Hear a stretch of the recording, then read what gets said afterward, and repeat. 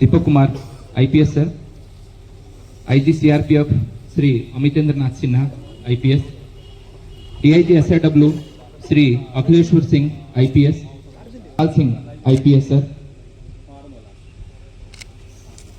SP Raigarh Swati S Kumar IPS madam, SP Kandhamal Shri Harisha BC sir IPS, Ashutosh Kulkarni sir शस्त्र त्याग करी आज आम गहन रे निखिल स्टेट कमिटी मेंबर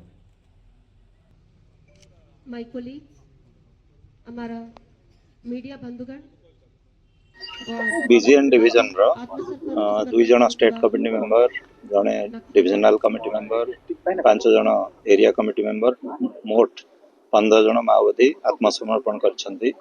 एटा हम पई गोटे बहुत भल दिन आमर सब बेले आमे कहि आछू जे आमर होची गोटे गणतांत्रिक राष्ट्र एठी हिंसार कौनसी स्थान नहीं।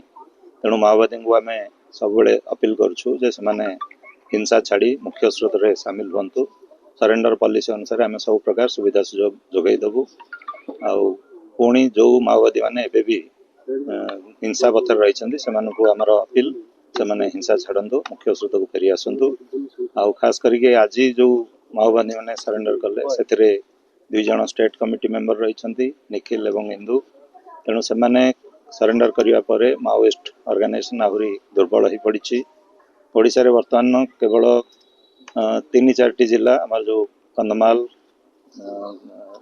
रायगढ़ कलाहांडी जो बॉर्डरिंग एरिया और बलांगीर मोट पाखापाखि 30 ରୁ 35 नक्सल रही।